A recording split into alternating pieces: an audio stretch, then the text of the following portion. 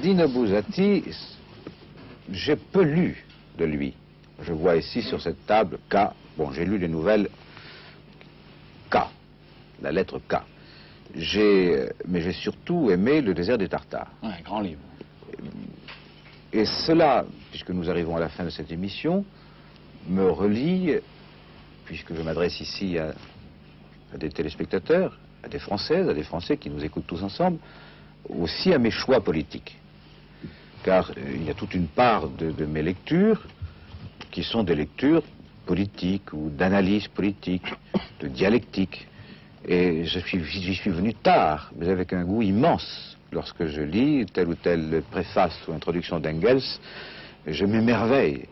Et de cette langue, il s'agit de traduction, je ne peux pas en juger très précisément, et de la fermeté de la pensée. Eh bien, lorsque j'ai lu Le désert des Tartares, j'ai eu soudain une sorte de révélation. Le sentiment que une nouvelle littérature, quand je dis nouvelle par rapport à l'époque qui la précède, car tout vient et revient, qui soudain, dans une société, dans un monde en destruction, signifiait qu'une aventure personnelle d'un homme face à sa vie, dans son extrême solitude, puisque le thème, c'est que cet officier, ce jeune officier, Drogo, disait-on, c'est son nom, est affecté dans un fort Bastiani, dans un pays où on situe assez mal. Moi, je citais dans mon imagination du côté du Piémont, mais comme il y a un désert des Tartares et qu'un ennemi inconnu va apparaître là, ça paraît également biscornu, peu importe l'endroit.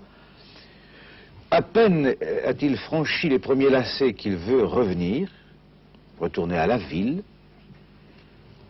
et puis à peine sera-t-il dans la caserne qu'il demandera sa mutation, on la lui promet, mais il faut quand même passer 6 mois, et au bout de 6 mois il demandera à revenir, et il reviendra, et puis sa permission terminée, il retournera quand même, et au bout de...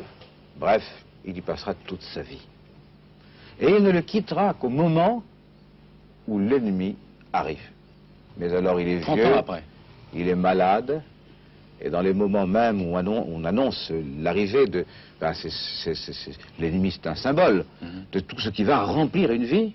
Lui, le commandement nouveau, il est commandant en second, le fait descendre, et il mourra seul, ignoré, sans avoir jamais rien accompli. Alors moi je pense que c'est un accomplissement supérieur.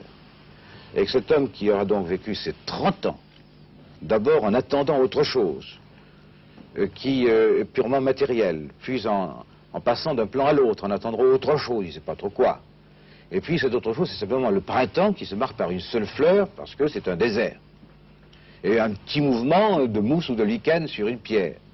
C'est, je crois, une sorte de démarche symbolique de l'humanité qui en quête de son propre esprit, de sa propre connaissance, en même temps que c'est une littérature de l'effort et du courage, c'est-à-dire de ce que peut conquérir un homme sur lui-même lorsqu'il est amené à rester devant lui, mais aussi devant un paysage, celui de sa vie, qui ne lui apportera jamais ce qu'il attend.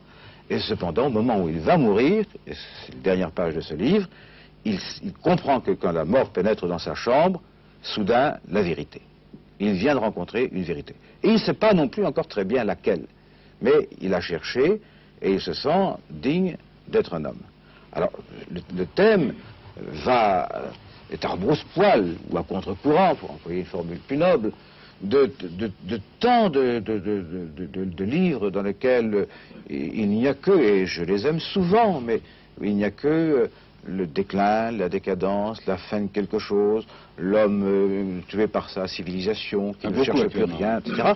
J'ai trouvé que, sans prétendre à aucune morale, sans rien imposer, il y avait là un livre type qui signifie, à mon avis, sans aucun doute, le retour ou l'arrivée de quelque chose. Et pour moi, je ne veux pas du tout utiliser cette émission pour me livrer à quelque considération politique que ce soit.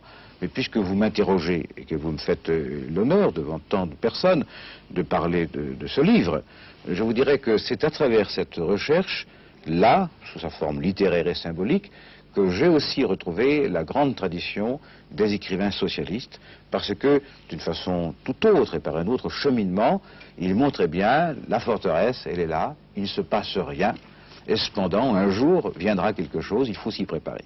Merci François Mitterrand. Je vous rappelle que le livre du jour passe à 18h45 chaque jour de semaine, et rendez-vous à vendredi prochain pour un nouveau numéro d'Apostrophe. Bonsoir à tous.